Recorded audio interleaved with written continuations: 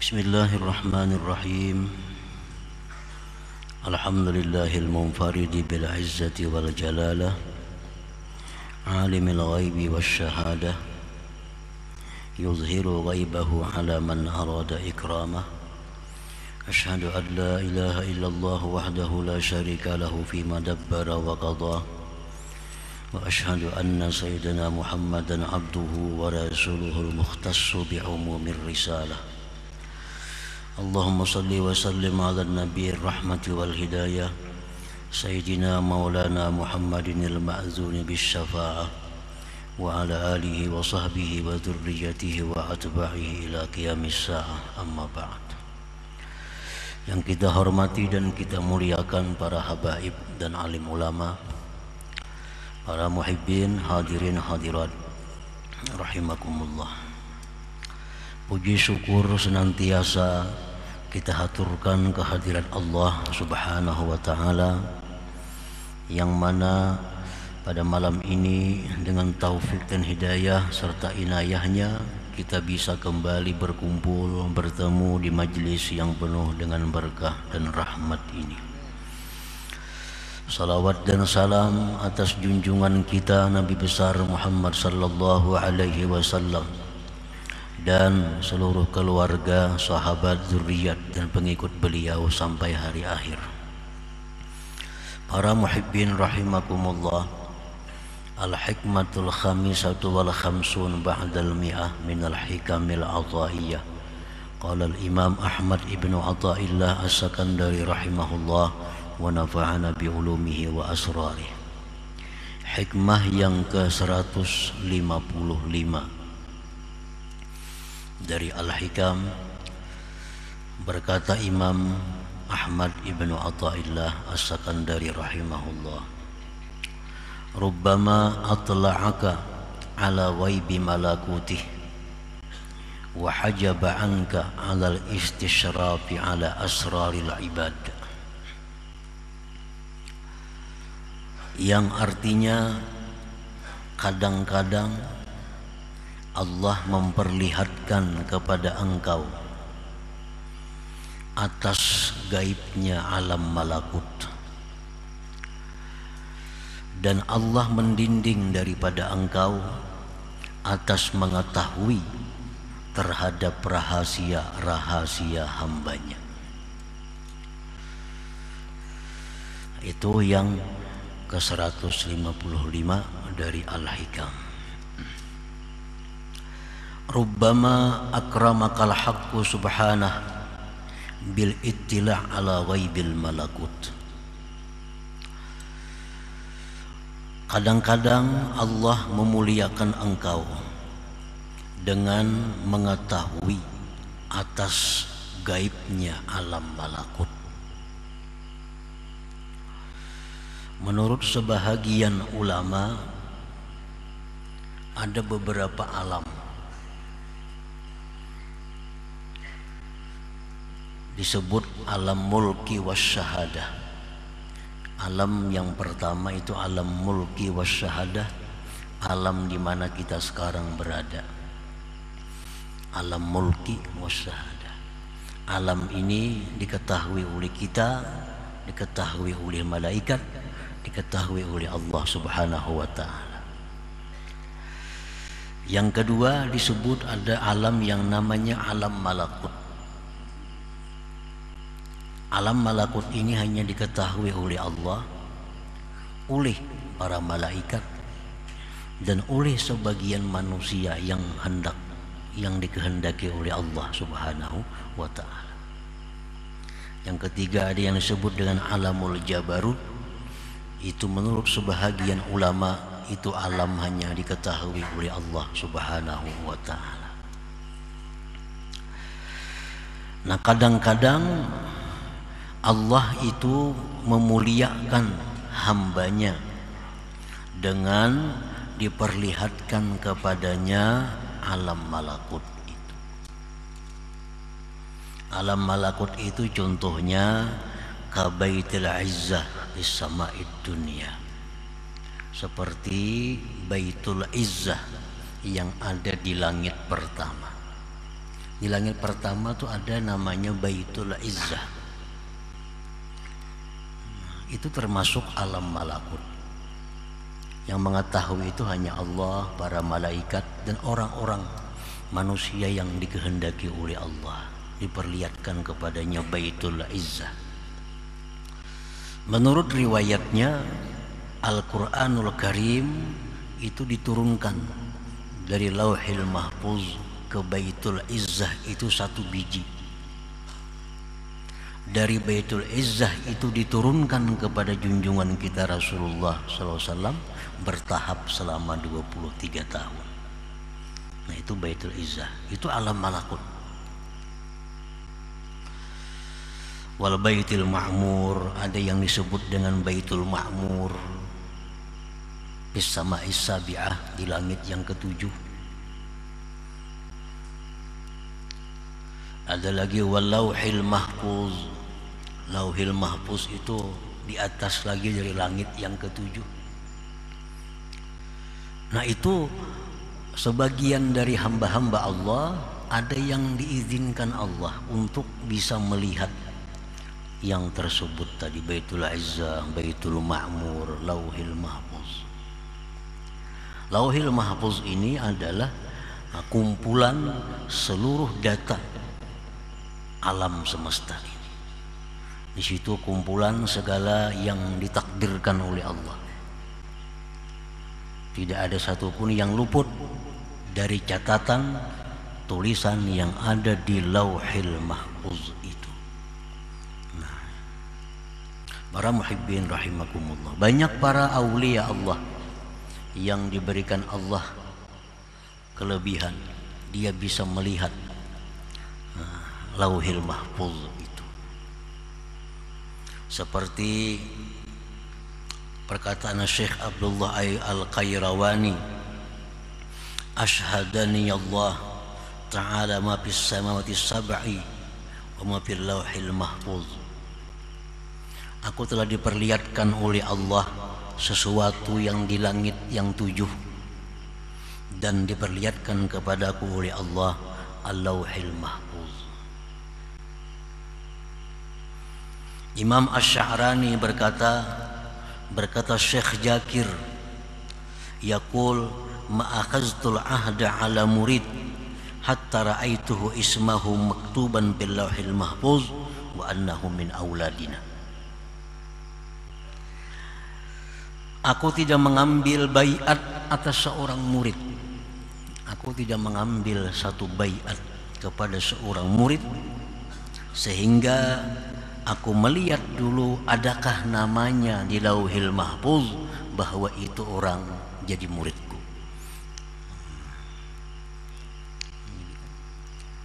Aku tidak akan membaiat seseorang untuk menjadi murid sebelum aku lihat di Lauhil Mahfuz bahwa itu apakah muridku atau bukan muridku.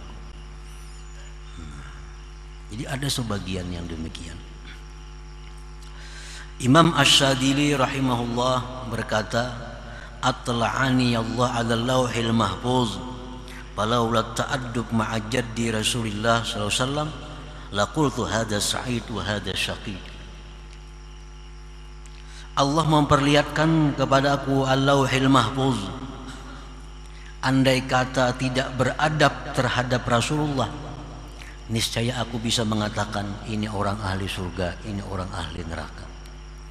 Karena dalam Lauhil Mahfuz itu ada seluruhnya tentang keadaan kita, baik di masa lalu atau akan datang, baik di dunia maupun di akhirat kelak. Nah, para muhibbin rahimakumullah. Nah, itu Lauhil Mahfuz bagian dari alam malakut. Alam malakut, alam yang tidak bisa dijangkau oleh manusia biasa, kecuali orang-orang tertentu yang dikehendaki oleh Allah Subhanahu wa ta'ala. Nah, kadang-kadang Allah memuliakan engkau dengan diperlihatkan alam malakut, seperti Baitul Izzah, diperlihatkan Baitul Ma'mur, diperlihatkan Lauhil Mahfuz, diperlihatkan surga, neraka dan lainnya. walam yutli'ka ala syai'in min asraril ibad, dan Allah tidak memperlihatkan kepada engkau atas sesuatu dari apa yang tersimpan di dalam hati seorang manusia. Nah, jadi artinya orang yang sudah biasa melihat Lauhil Mahfuz, sudah bisa melihat surga, sudah bisa melihat Baitul Izzah dan lainnya, itu belum tentu dia diperlihatkan oleh Allah apa yang ada di dalam hati manusia yang di hadapannya. Belum tentu.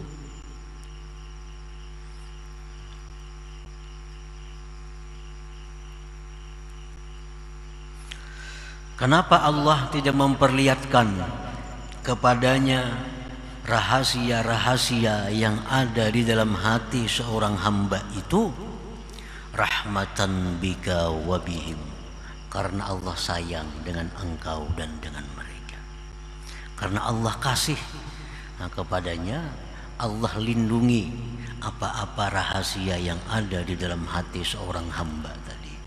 Walaupun dia sudah bisa melihat Lauhil Mahfuz, tapi dia belum tentu bisa melihat, membaca apa yang ada di hati orang lain.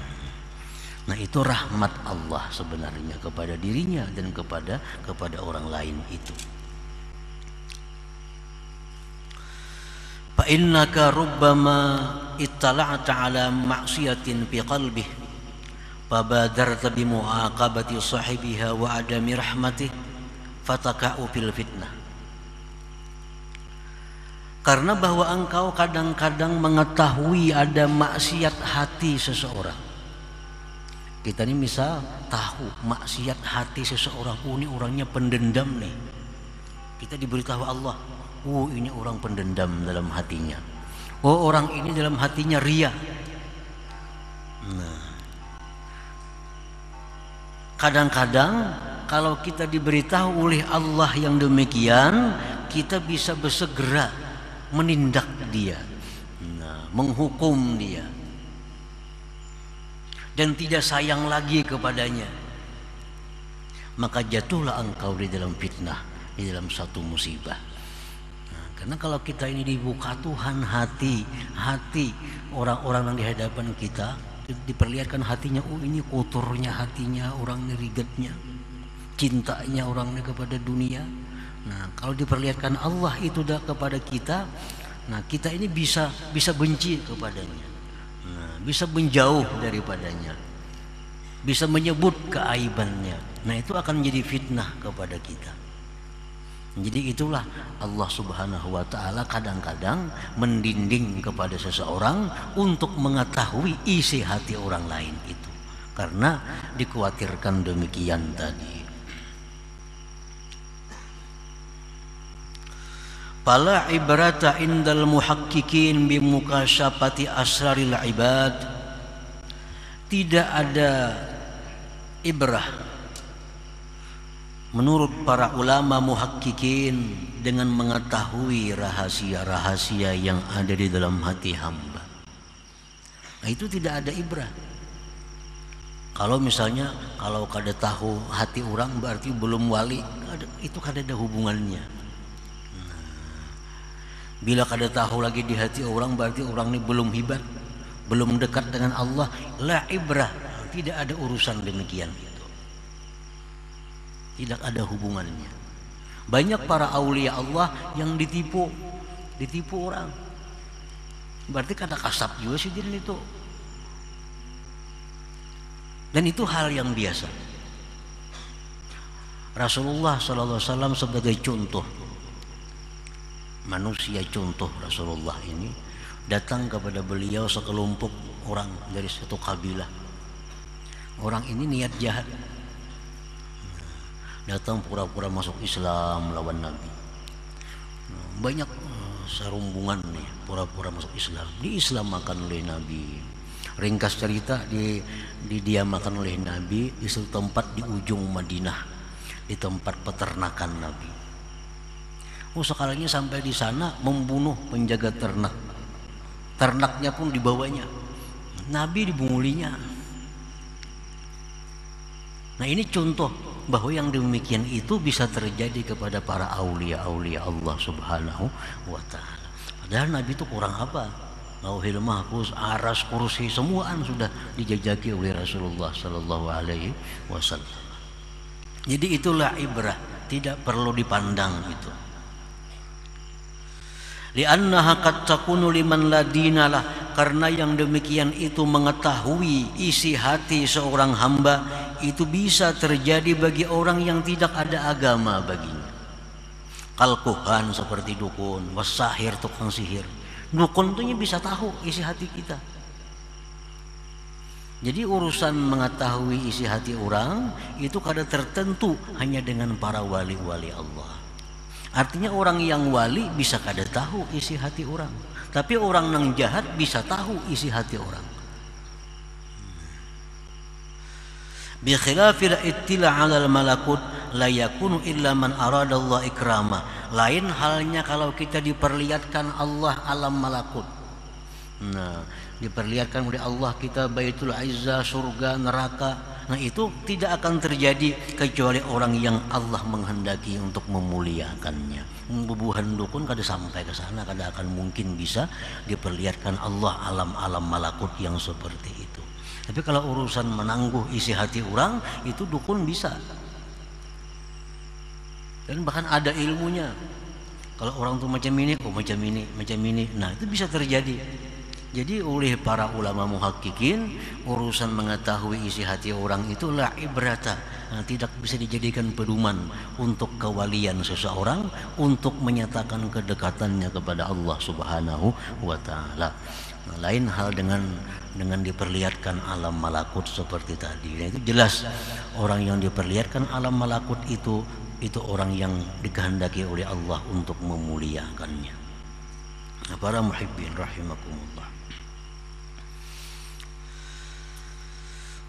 Summa qala al-imam bil hikmati sadisa wal khamsin ba'dal mi'ah. Kemudian Imam Ahmad Ibnu Athaillah menyambung hikmah yang tadi dalam hikmah yang berikutnya yang ke-156. Manit tala'a ala asraril ibad walam yatakhallaq birrahmatil ilahiyyah kanat tila'uhu fitnatan alaih wa sababan li jarril wabal ilaih. Orang yang mengetahui rahasia-rahasia hamba Allah, mengetahui isi hati orang, dan orang tersebut belum berakhlak dengan akhlak ilahiyah, maka mengetahui yang demikian itu merupakan fitnah atasnya dan sebab untuk menarik kebinasaan atasnya. Orang yang mengetahui isi hati orang lain, orang yang diberi Allah kemampuan demikian, kalau orang ini belum cukup syaratnya, itu bisa menjadi bala kepada dirinya sendiri.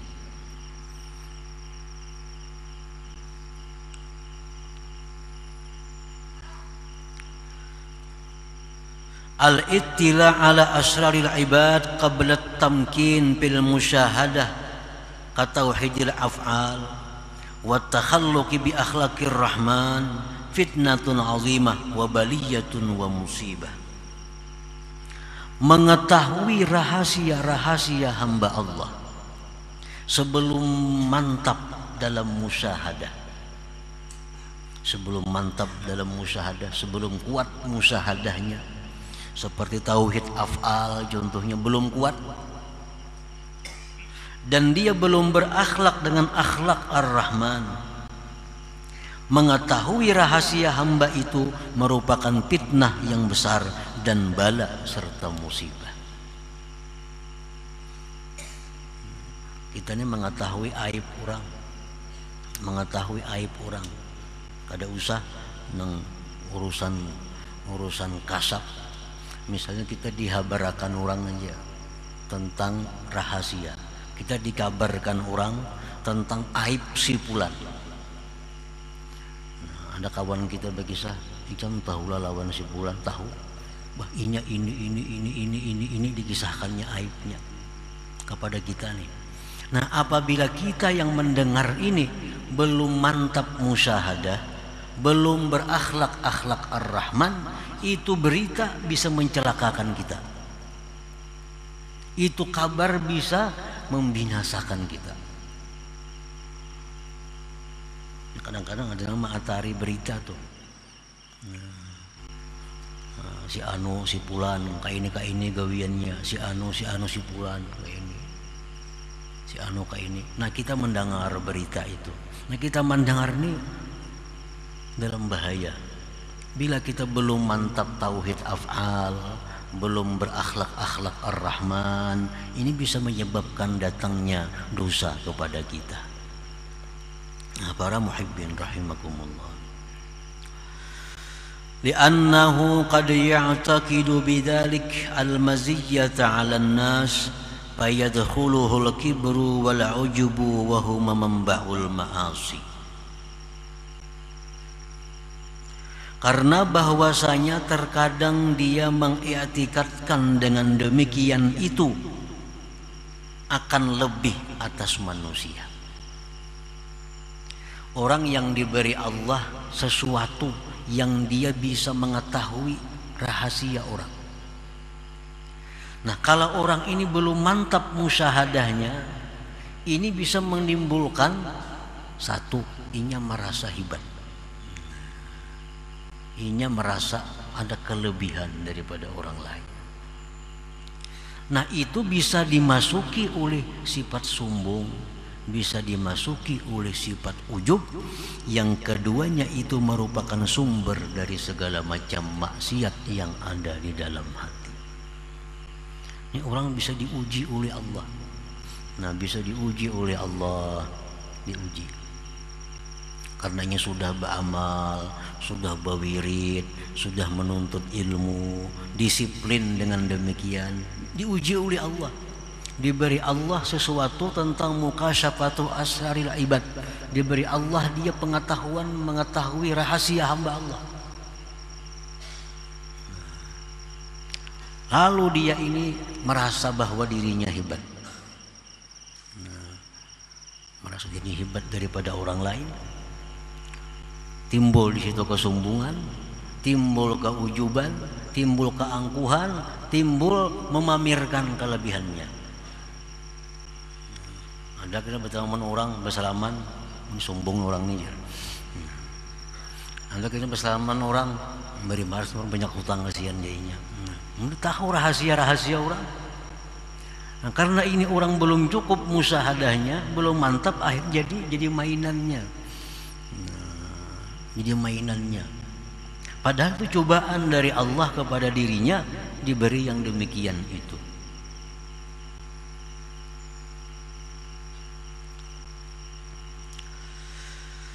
Annahu qad ya'taqidu bidzalik al-maziyata 'ala an-nas fayadkhuluhu al-kibru wal 'ujbu wa huma manba'ul ma'asi.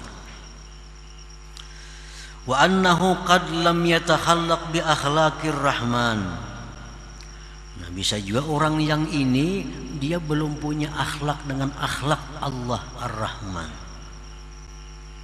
Fala yarhamuhum, maka dia tidak sayang kepada mereka. Wala yasturuhum, tidak bisa menutupi aib mereka. Fayaqa'u fil maksiatillah bi maksiatillah taala, maka dia akhirnya jatuh dalam maksiat kepada Allah. Nah, jadi orang ini diberi Allah kelebihan tadi, tahu isi hati orang. Sekalinya kawan kuning kada baik lalu hatinya. Sekalinya kawan ini kada baik, padahal selama ini baik lawan kawan nih. Bersayangan lawan kawan, saling bantu membantu, saling bertukar pikiran, saling macam-macam bertahun-tahun. Sekali diberi Allah kasab itu, tahu isi hati kawan. Sekalinya kawan kuning orangnya penjahat nih. Sekalinya orangnya pengkhianat, sekalinya orangnya itu ini, katanya tahu. Nah, akhirnya dia benci kepada kawannya ini. Akhirnya dia memutuskan hubungan kepada kawannya ini.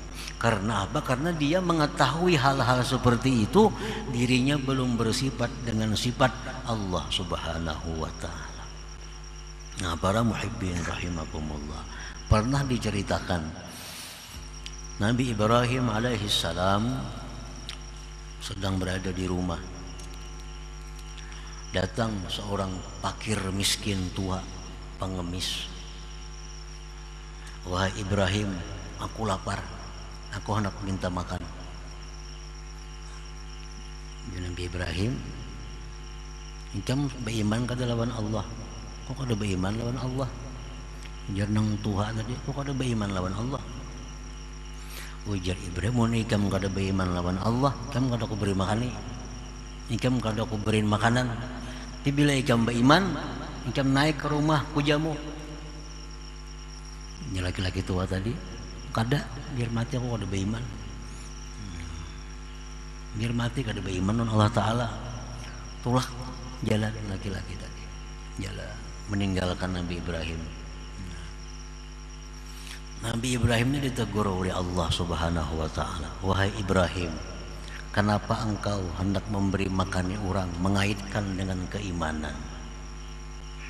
Orang itu umurnya lebih 70 tahun dia tidak beriman kepadaku, tetap dia ku pelihara, tetap dia ku beri makan, tetap dia ku beri hidup. Padahal 70 tahun lebih dia menentang kepadaku. Nah, ini artinya sifat Allah Ar-Rahman itu. Allah kada pilih kasih. Orang Yahudi, orang Nasrani, orang Majusi, orang menentang Allah, orang benci kepada Allah, semuaan dikasih oleh Allah. Allah kada pilih kasih, tapi kalau sayang itu Allah berpilih. Allah kada akan menyayangi orang-orang seperti itu.